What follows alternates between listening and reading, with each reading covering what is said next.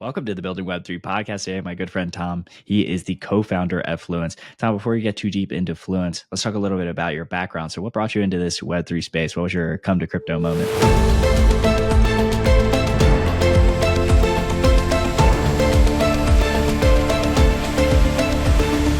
I date back to 2016 when I found out about Hedera Hashgraph, and Miss and Lehman asked me to join that team in 2017.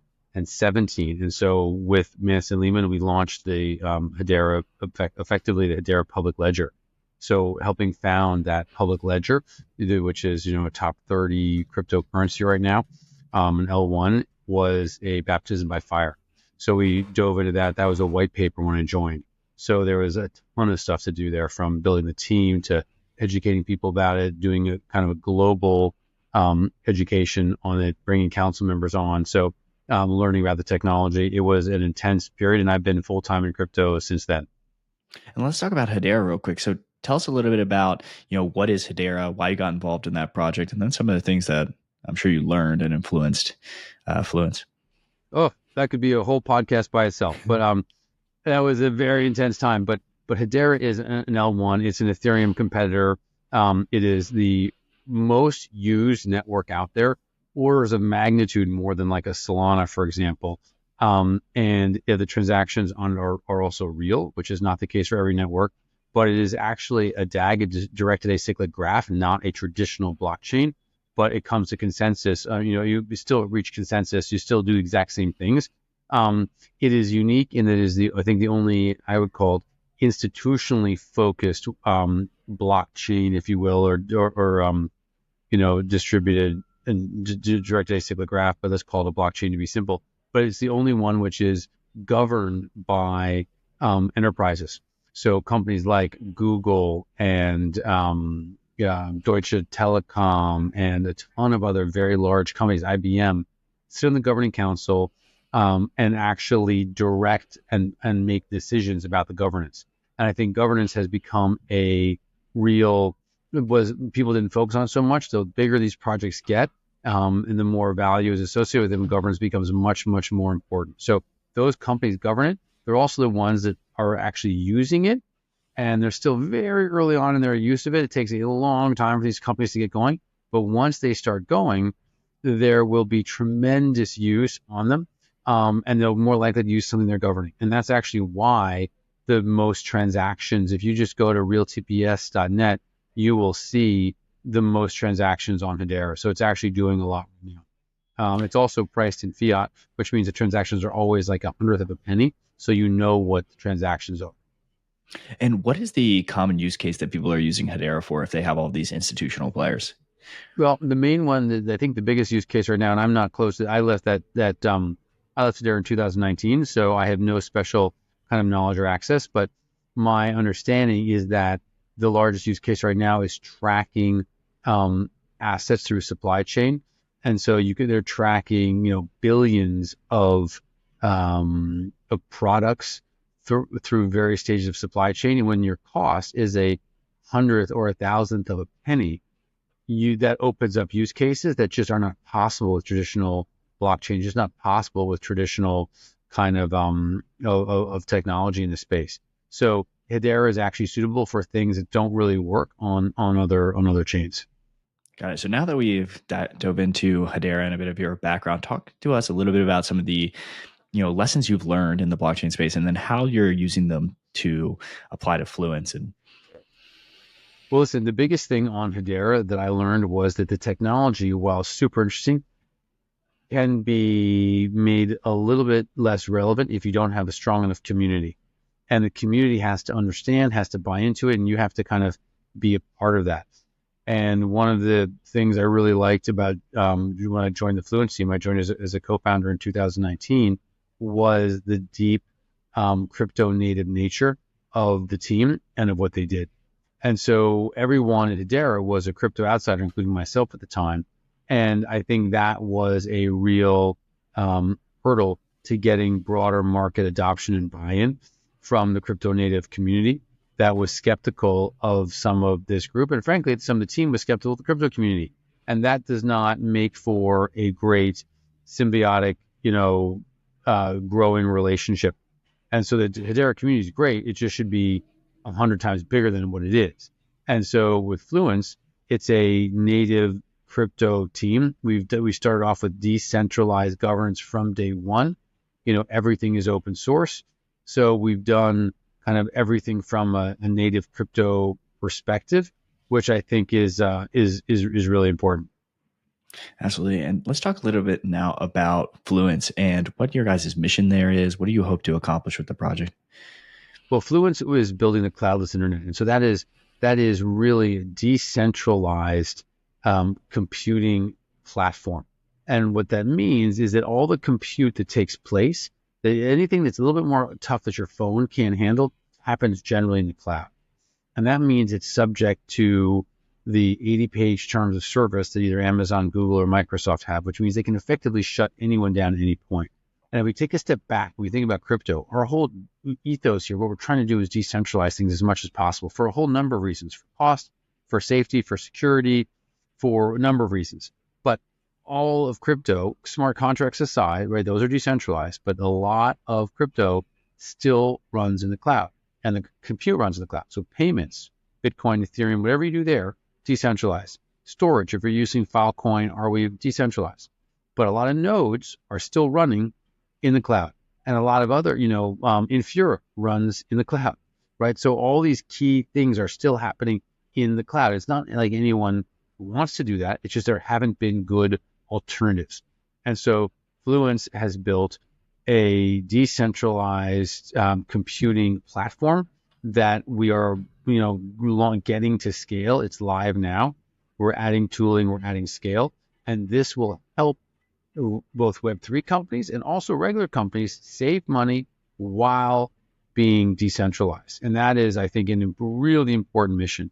The other part of this, though, which gets even bigger, is that this is all an open network. And so when you're in the cloud, you're subject to either Amazon's ecosystem or Google's ecosystem. You can't leave easily. That leaves them to pricing power, et cetera. But if you're doing this on an open platform, you have the ability for innovation to expand. And when you release a program on an open platform, that program will run as long as anyone will pay for it to run. And you don't have to necessarily upgrade it. And so people can build on that with certainty. And then people can build on that and build on that. And so you could end up with a far more composable internet of applications because they can't be turned off. And so if you think about the Facebook with Farmville, right, you can't build on Facebook because they permission you. But if there's an open version of that, then anyone can build on it. And then anyone can build on the Farmville and anyone can build on that. And that leads to a terrific potential for innovation, which is kind of the next sort of phase besides just getting the compute out from kind of the cloud kind of closed world. And then how would you, let's talk about, I would say like the life of a transaction for working with Fluence. Would we see this very akin to something like a Kosh network or something like our friends at like Nosana are doing, where people have these excess GPUs flying around? Just talk to us a little bit about like the features and functionalities. Yeah, so there's, I think, a really important distinction is we are focused right now on CPUs. And that's why I spoke about, the normal type of running a node, for example. Those are not running on GPUs. Those are running on CPUs.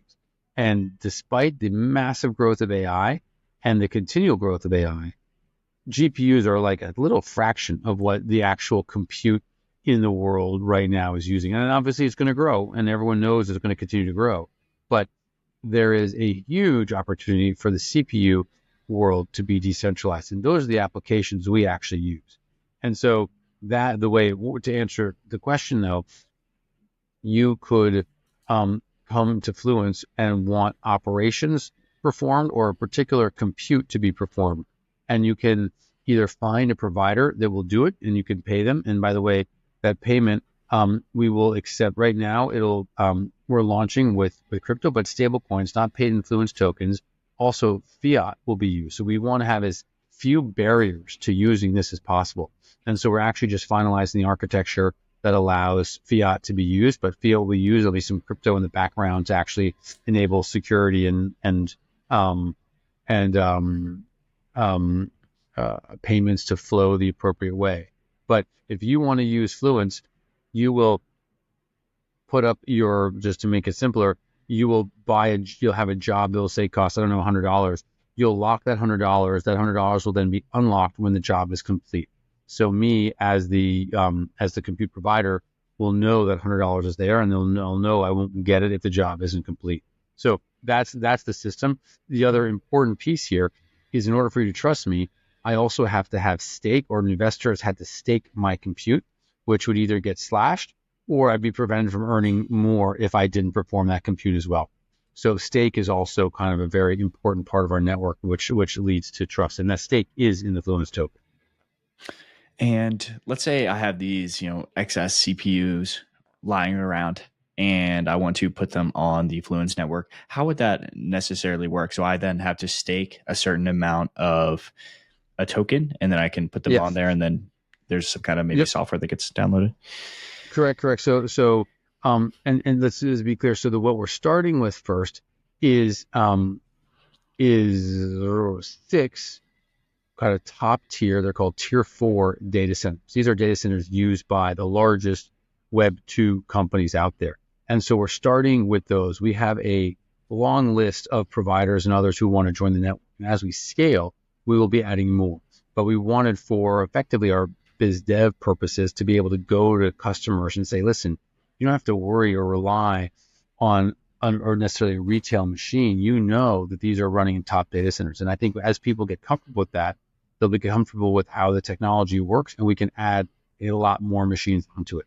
But if that, to just give a sense, but if you were to add your compute, you would effectively download our SDK, you would join our network, and then you or an investor could stake to your machine. To be clear, the stake is about, for a 64-core CPU, which sort of an average size, that stake is $12,000, but in FLT, which is our token. So if the FLT is, at $1, then you're staking, you're staking 12,000. If it's at 50 cents, you're staking 24,000. So that's important, because we think that is an amount which is relevant. The next part is you're earning on that. You're earning $10 per core per month for that, for staking that.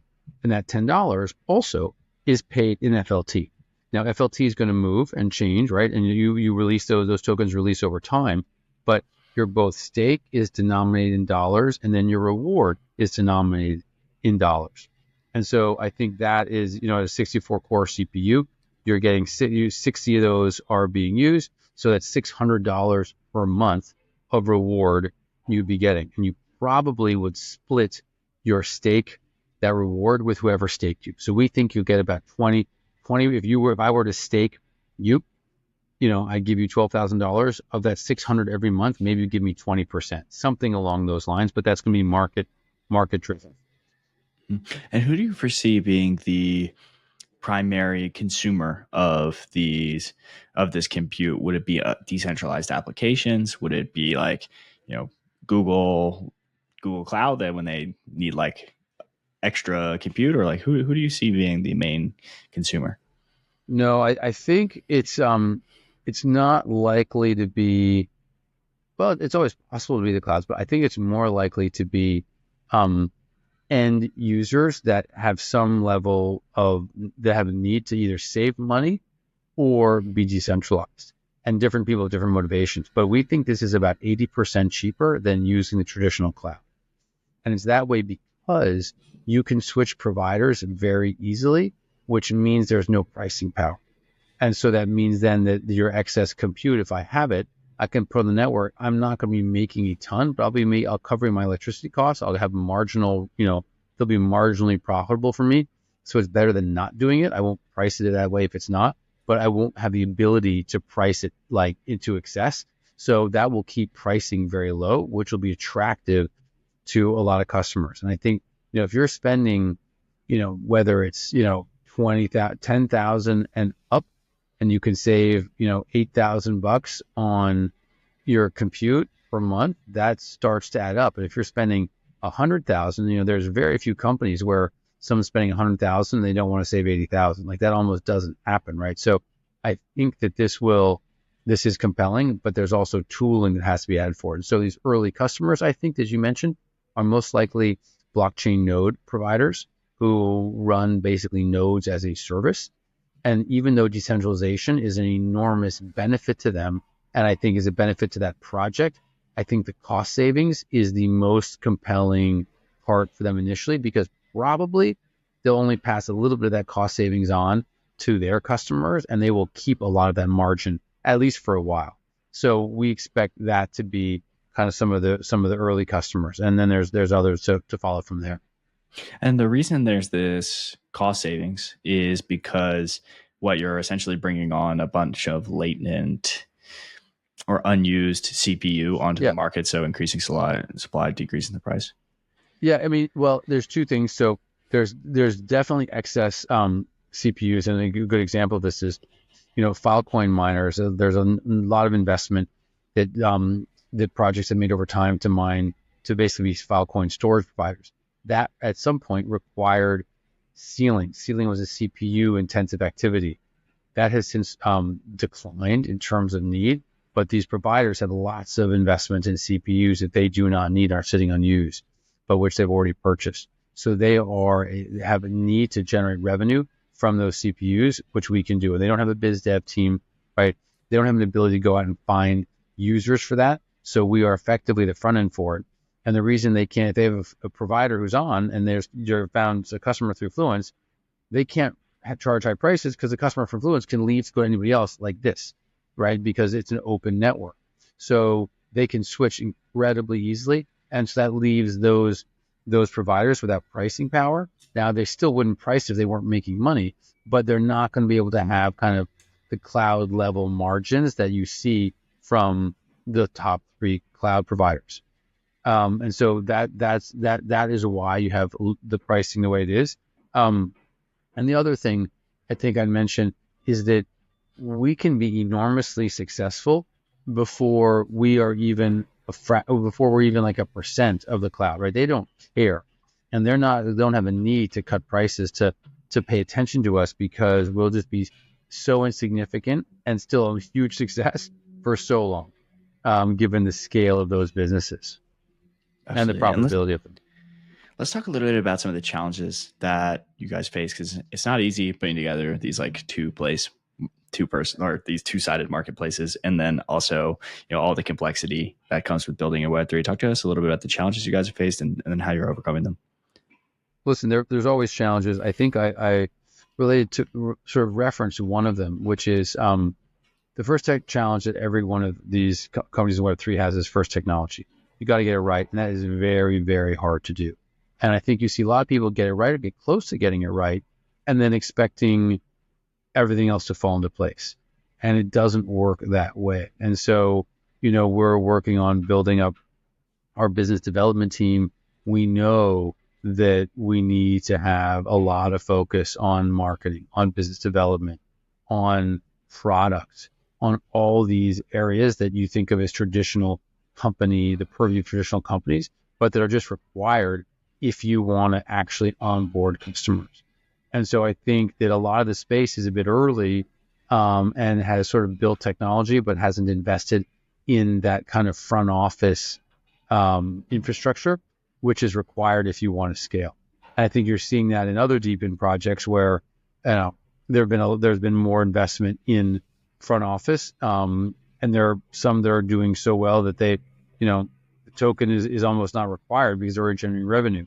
That is, I think you will see that more, that front office infrastructure both pay dividends and become more and more important and a bigger part of this whole industry as it scales. Absolutely. And let's talk a little bit about some of the partnerships or collaborations you all have formed. Well, I think that one of the most important ones for us has been with the Protocol Labs and Filecoin. They were investors in us. We know them very well. Juan, the founder, has been a big supporter. Molly's a big supporter as well.